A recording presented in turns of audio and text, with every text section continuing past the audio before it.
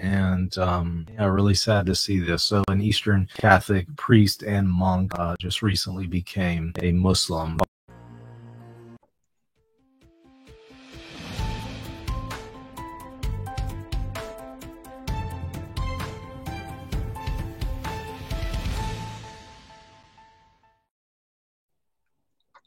Assalamualaikum warahmatullahi wabarakatuh. Berjumpa lagi dengan HMC News ya, channel Porta Berita yang menyajikan informasi seputar dunia debat lintas agama yang tepat, cepat, akurat, dan terpercaya.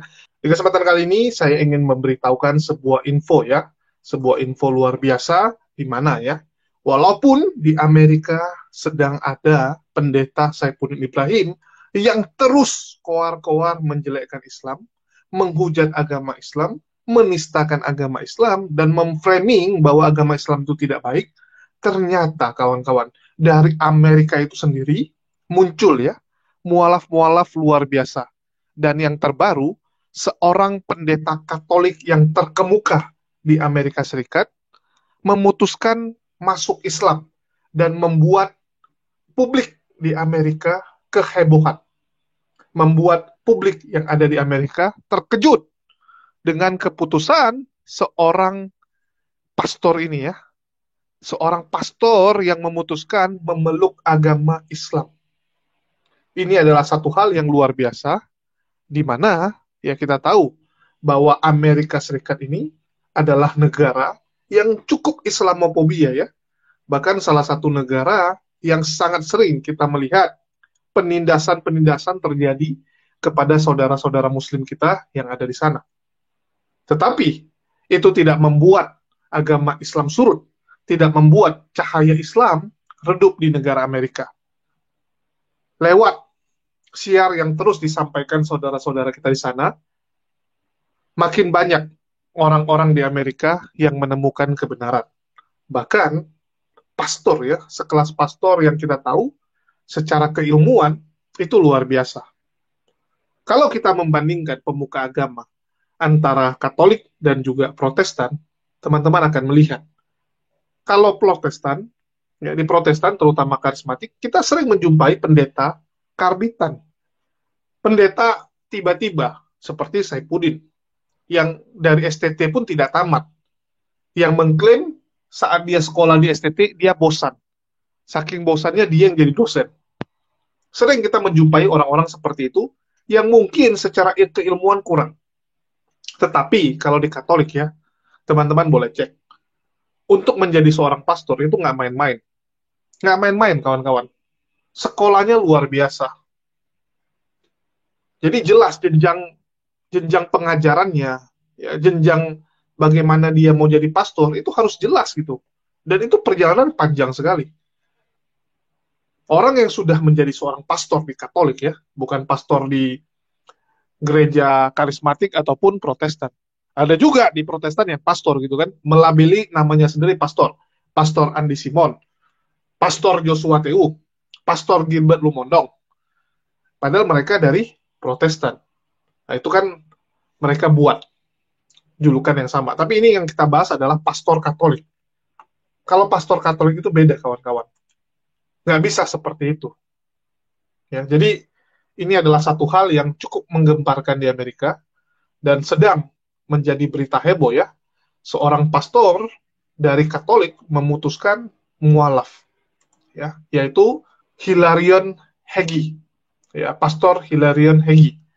Teman-teman bisa baca ini dari Sindo ya. Punyanya Pak Haritano, MNC Group. Pendeta Katolik terkemuka Amerika Serikat picu kehebohan karena masuk Islam. Pendeta Hilarion Hegyi, seorang imam Katolik terkemuka di Amerika Serikat, memicu kehebohan di komunitas gereja setelah mengumumkan keputusannya masuk Islam. Hegyi, yang tinggal di California, sebelumnya adalah seorang imam Ortodoks Rusia. Dia kemudian bergabung dengan Antiochian Orthodox Church atau Gereja Ortodoks Antioquia sekitar tahun 2003 sebelum beralih ke Eastern Catholic Church, Gereja Katolik Timur, pada tahun 2007. Dia lulus dari Holy Resurrection Monastery, Biara Kebangkitan Suci, di Santo Nation di Wisconsin, untuk menjadi pendeta Katolik Bizantium, dan baru-baru ini mengumumkan rencana untuk mendirikan Eastern Christian Monastery, biara Kristen Timur di California. Namun dalam posting blog sendiri, Hegi yang kini menggunakan nama Said Abdul Latif mengatakan, setelah puluhan tahun merasa tertarik pada Islam, dalam berbagai tingkatan, saya akhirnya memutuskan untuk mengambil resiko. Ya, mengambil resiko. Agar hal ini terjadi, bagaimanapun diperlukan langkah fisik dan teratur, karena saya tinggal di biara Katolik. Seseorang tidak bisa menjadi pendeta dan biarawan secara terbuka, dan seorang Muslim secara pribadi. Lanjut dia, seperti dikutip Middle East Monitor, Senin, 27 Februari 2023. Dia menggambarkan konversinya sebagai kembali ke timur dan kembali ke identitas primordialnya. Dia juga memberikan penjelasan tentang konversinya itu dengan memberikan penjelasan dengan mengutip Al-Quran, surah Al-Alaf, ayat 172. Dan ingatlah ketika Tuhanmu mengeluarkanmu dari sulbi, anak cucu Adam keturunan mereka dan Allah mengambil kesaksian terhadap roh mereka, serayu berfirman, bukankah aku ini Tuhanmu? Mereka menjawab, betul, kami bersaksi, agar di hari kiamat kamu tidak mengatakan, sesungguhnya ketika itu kami lengah terhadap ini. Bunyi terjemahan dalil Al-Quran tersebut yang dikutip Hegi. Dia lebih lanjut mengkonfirmasi tentang statusnya yang kini menjadi mualaf. Karena alasan inilah, para mualaf sering tidak berbicara banyak tentang konversi seperti mereka berbicara tentang kembali ke Islam. Keyakinan primordial kita. Sebuah proses panjang untuk kembali. Tulis dia dalam blognya. Menanggapi entry blog tersebut, sebuah artikel baru-baru ini oleh Catholic.com berjudul Sad Journey of the Muslim Priest menyebutkan bahwa berita tentang penerimaan mantan pendeta itu terhadap Islam juga mendapat reaksi beragam di media sosial, di mana umat Islam menyambutnya dan beberapa orang Kristen menghakiminya karena apostastik. Ya, jadi jelas ya bahwa seorang pastor ya, memutuskan untuk menjadi mualaf, yaitu Bapak Hilarion Hegi ya. Teman-teman bisa cek, dan ini sedang heboh. Ternyata sudah dari akhir tahun lalu, ya, Pak Hilarion Hegi ini memutuskan mualaf, tetapi baru diumumkan sekarang, ya, karena memang pertimbangannya banyak. Apalagi sebelumnya, Pak Hilarion Hegi ini kan tinggal di biara. Pastor dari Katolik itu tinggalnya di biara, kawan-kawan, bukan punya rumah. Ya, mereka tinggal di situ, sehingga banyak pertimbangan. Contohnya apa? Ya harus cari rumah, ya harus istilahnya siap gitu. Karena selama ini kan pekerjaannya adalah melayani di gereja, kawan-kawan. Ya, di gereja, di katedral, itu adalah pekerjaan utama dia. Sehingga saat dia memutuskan mualaf, otomatis dia akan kehilangan tempat tinggal, dia akan kehilangan gaji, dia akan kehilangan semua fasilitas yang selama ini dia dapatkan.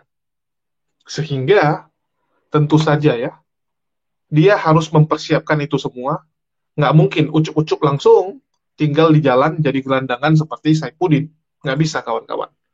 Ya, kita akan dengarkan juga bagaimana pendapat dari pihak Kristen ya. Salah satu pendapat dari pihak Kristen mengenai temannya yang pindah keyakinan ya. Ini langsung dari teman Katolik. Kekristenan Amerika Serikat guncang setelah seorang pemuka agamanya memutuskan untuk menjadi mualaf. Pastor ternama Amerika bernama Hilarion Hegi memutuskan untuk memeluk agama Islam. Hilarion Hegi merupakan mantan biarawan Kristen Ortodoks Timur, namun pada tahun 2017 silam ia berpindah keyakinan ke Katolik. Pada akhir tahun lalu ia menjadi mualaf, namun ia baru mengumumkannya ke publik beberapa hari yang lalu. Sejumlah tokoh Kristen di Amerika memberikan pendapatnya tentang kejadian yang mengguncang gereja Katolik Amerika Serikat itu. Mereka tak percaya pastor itu akan menjadi seorang Muslim. Very, very grieved over some news that I heard yesterday and confirmed that it's true and it's public information. And very, very sad and grieved over this because this is in relation to somebody that I know personally and have also admired. And really sad to see this. So an Eastern Catholic priest and monk just recently became a Muslim, Father Hilarion Egi.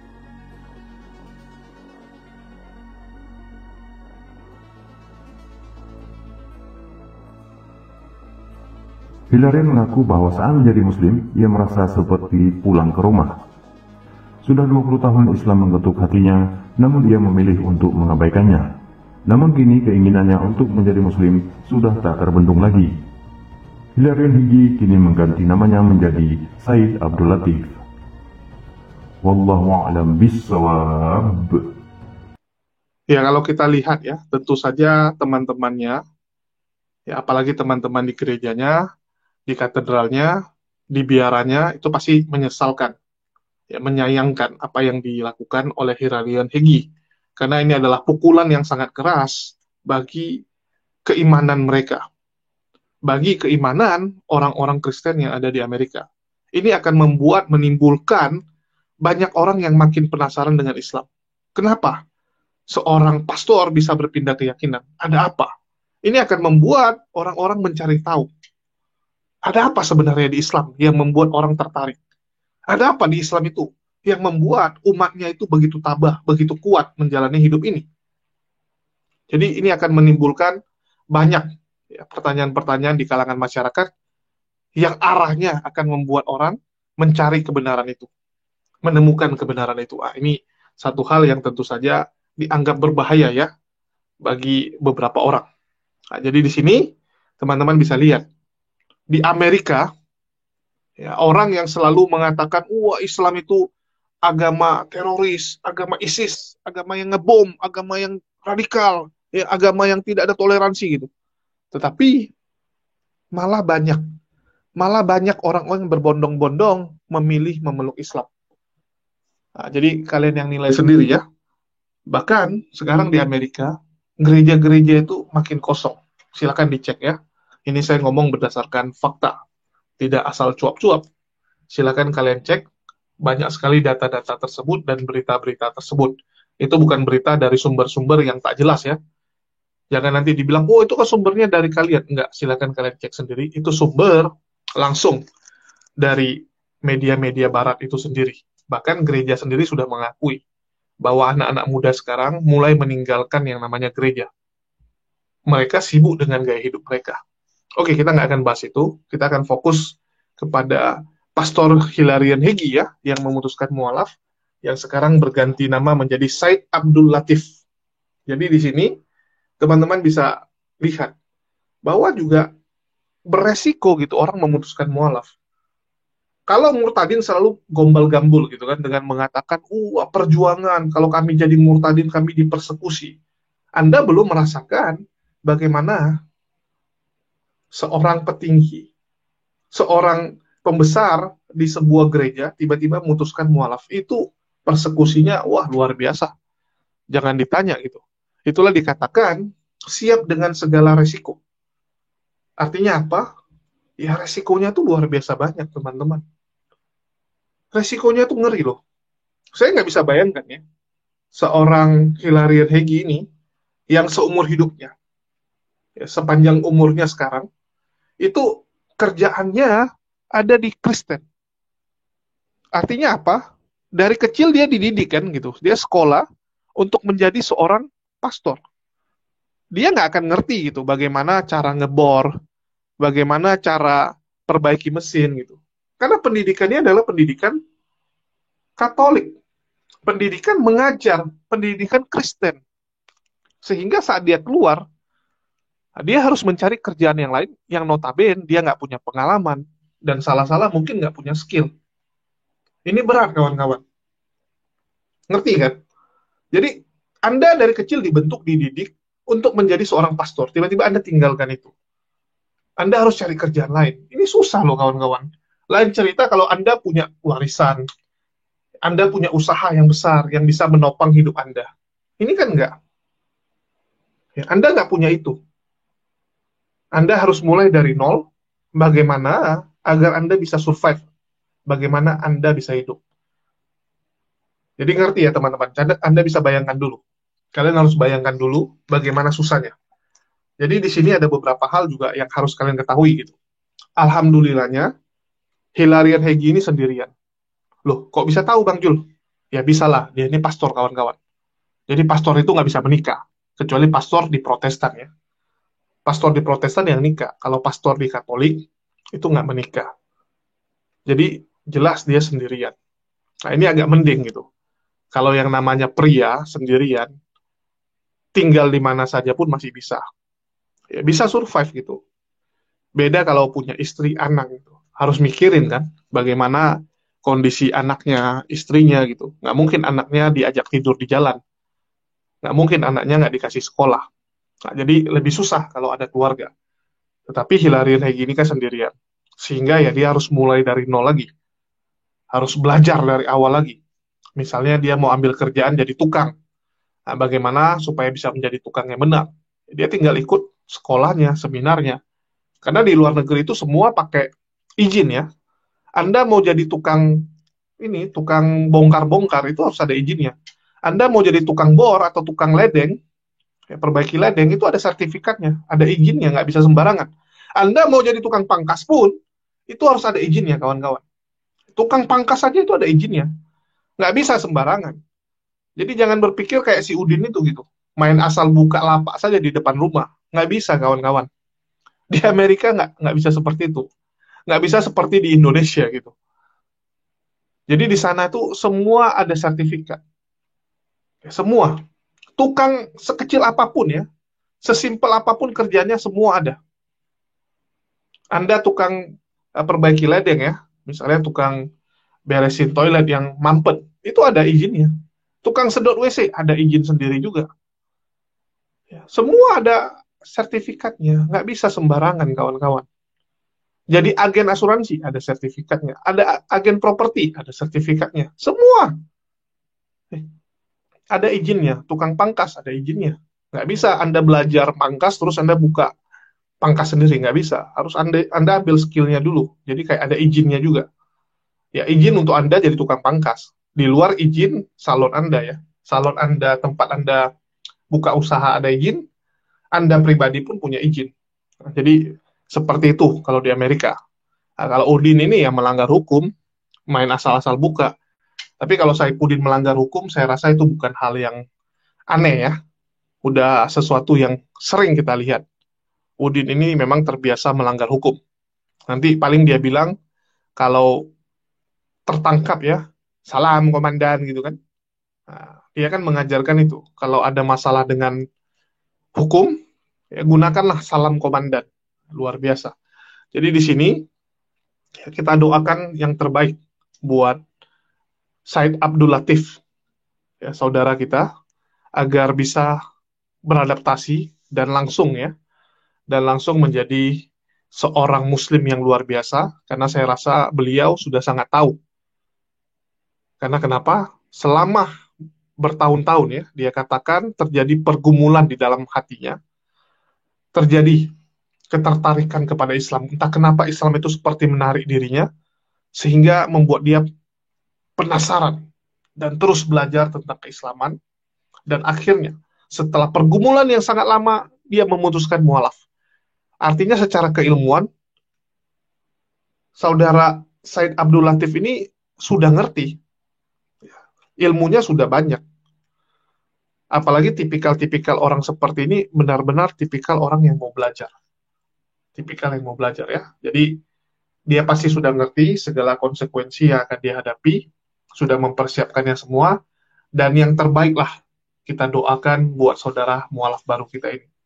Semoga ya keputusannya ini menjadi berkah, ya, menjadi pintu buat saudara-saudara yang lain, buat teman-teman yang lain yang ada di Amerika, untuk ikut ya, masuk ke dalam agama Islam, untuk ikut mempelajari Islam. Nah, itu yang kita harapkan ya. Ini bisa menjadi pintu buat yang lain.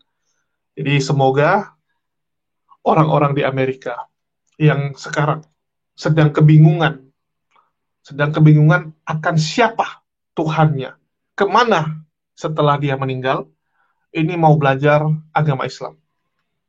Karena Amerika adalah salah satu negara dengan jumlah ateis terbanyak. Salah satu. Ya, orang-orang di sana banyak yang mungkin secara KTP, secara identitas ya, di sana nggak ada KTP, identitas, mereka tuh Kristen. Artinya kalau Natalan ke gereja, kalau nikah ke gereja. Tetapi secara iman, mereka itu ragu. Secara iman mereka itu tidak percaya. Ya, tidak percaya dengan agamanya, tidak percaya dengan Tuhannya. Sehingga mereka memutuskan ateis. Banyak sekali orang-orang di sana. Ya, banyak sekali orang-orang Amerika yang seperti itu. Jadi, semoga lewat mualafnya Hilarion Heggie ini membuat mereka-mereka yang sedang bimbang juga, sedang kehilangan jati diri, kehilangan Tuhan, itu bisa mencari. Ya. Mereka bisa mempelajari Islam dan hidayah menjumpai mereka. Karena Islam itulah agama satu-satunya yang benar ya. Yang benar, bukan yang paling benar, tapi satu-satunya yang benar.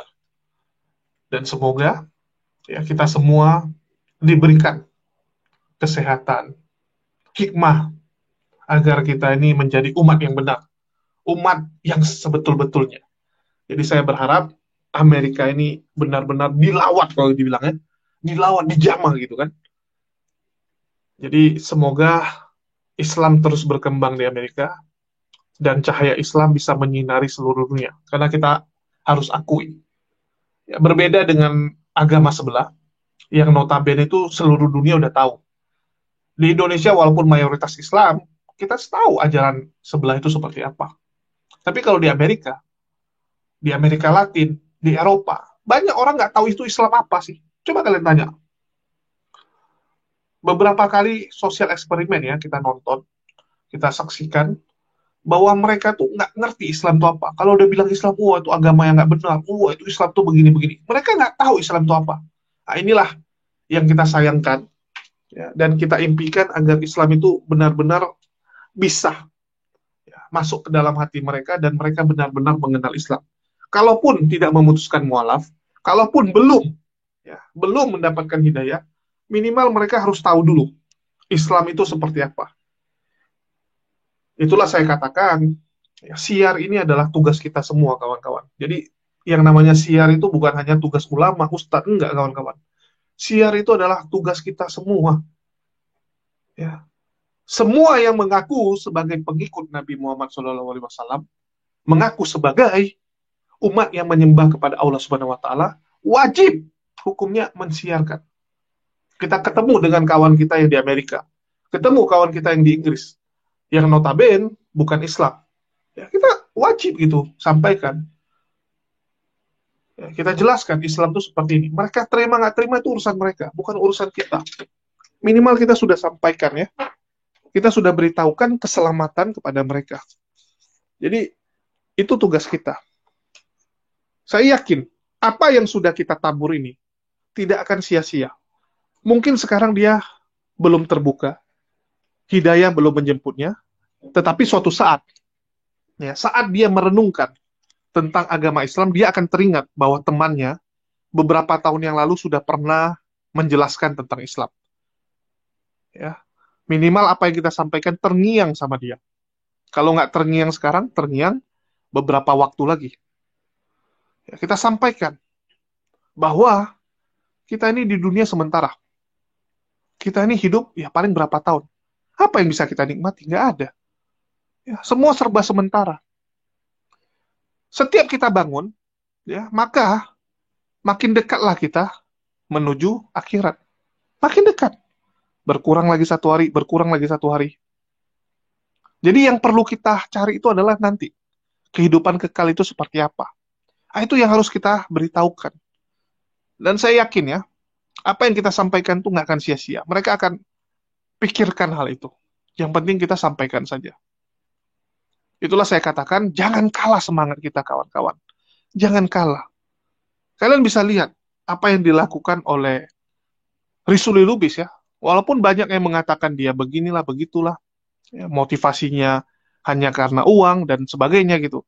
Tapi kita bisa lihat, sering ya, dia menjumpai orang-orang, dia jelaskan tentang Kristen, ya, dia jelaskan tentang iman dia. Bagaimana dengan kita? Masa kita kalah sama orang yang kita bilang bahwa dia ini tidak benar lah, dia ini beginilah, begitu. Kita bilang dia seperti itu, tapi kita sendiri kalah sama dia. Apa yang sudah kita lakukan demi agama kita? Coba saya tanya teman-teman. Coba kita renungkan nggak ini? Kita sudah mendapatkan yang namanya keselamatan. Kita sudah mendapatkan ya rahmat dari Allah. Terus apa yang sudah kita lakukan demi agama Islam? Coba saya tanya teman-teman. Dakwah itu bukan harus ya di depan panggung, ya, harus di masjid, enggak. Dakwah itu banyak kawan-kawan. Menyebarkan agama Islam bukan hanya ngomong seperti ini. Ya, bukan hanya ngomong di YouTube seperti ini yang kalian dengar. Bukan ngomong di mimbar, enggak. Banyak. Berjuang demi Islam banyak caranya. Anda santunin ya fakir miskin, orang-orang susah. Anda bantu saudara-saudara di luar sana. Itu udah dakwah. Ya, itu salah satu dakwah. Jadi lakukanlah yang bisa kita lakukan. Jangan mempersulit hidup. Oh, nantilah harus tunggu saya ada ini, tunggu ada biaya segini. Enggak, kawan-kawan. Mulailah dari yang terkecil. Di lingkungan Anda butuh orang-orang ya yang bisa menjadi penggerak, yang bisa membuat kondisi lebih baik. Jadi saya ambil contoh. Dengan kita membantu saudara-saudara kita di samping, itu sudah sangat luar biasa. Itu sudah menyebarkan agama, menunjukkan bahwa Islam itu seperti ini loh. Islam itu membantu orang nggak pilih-pilih. Islam itu peduli dengan sesama. Itu Anda sudah berjuang demi agama Anda. Ya, dengan peduli dengan lingkungan sekitar. Kalau perlu dibarengin dengan kita menyampaikan kebenaran Islam. Ketemu dengan orang-orang yang mungkin tidak Islam, ya, non-Islam, non-Muslim. Anda bisa sampaikan, ya ini dari Allah. Ya sumbangan ini dari Allah. Kalau mau terima kasih jangan sama saya, sama Allah. Ini yang coba kami lakukan selama ini. Ya, dan saya harap bagi teman-teman yang tergerak ingin mendukung pergerakan yang kami lakukan, ya dapat menghubungi nomor yang ada di bawah ini. Ya, teman-teman bisa lihat, dan untuk laporannya kita ada buat di channel ini ya. Bagi yang berminat untuk join ke pergerakan yang kami buat, yaitu kami buat Jumat Berkah ya. Setiap Jumat kami bergerak untuk membantu saudara-saudara kita di luar sana. Dan ini yang terbaru tanggal 24 kemarin, sebelum nanti tanggal berapa hari Jumat nanti ya. Nah, ini yang terakhir. Ya, teman-teman bisa lihat, ini walaupun hujan kita turun ke jalan membantu dan membagikan ya makanan untuk saudara-saudara kita. Kalau sebelumnya kita bagi sembako, tanggal 24 kemarin kita bagi makanan. Ini ya, kita bisa lihat banyak orang-orang di luar sana itu yang tengah malam pun masih mengais rezeki. Kita bisa lihat ya. Kalau ini kita bagi sembako, ya sebelumnya ini minggu lalunya lagi. Nah, jadi setiap Jumat kita turun. Bagi teman-teman yang tergerak, silakan ya join ke kami. Atau mungkin teman-teman mau bergerak sendiri juga nggak masalah. Ya, tapi lakukanlah sesuatu ya. Biar ini menjadi amal ibadah kita, menjadi sumber pahala kita gitu. Sehingga saat Allah menanyakan kepada kita apa yang sudah kita lakukan selama kita hidup, kita bisa ya mempertanggungjawabkan setiap napas yang Allah berikan kepada kita. Bahwa saya sudah melakukan bagian saya. Saya sudah membantu saudara-saudara saya sudah menyiarkan agama ini. Ya, jadi semoga ini jadi bahan renungan. Ya, saya harap teman-teman juga ikut termotivasi dan bergerak untuk melakukan hal-hal seperti ini, minimal di lingkungan kalian. Mungkin itu saja yang bisa saya sampaikan, dan sekali lagi saya ucapkan selamat datang buat saudara baru kita, yaitu Said Abdul Latif ya, saudara Said Abdul Latif yang sudah kembali ya kepada fitrahnya, yaitu Islam. Itu saja dari saya. Makasih buat semuanya. Di akhir kata saya ucapkan wassalamualaikum warahmatullahi wabarakatuh. Sampai jumpa di lain kesempatan.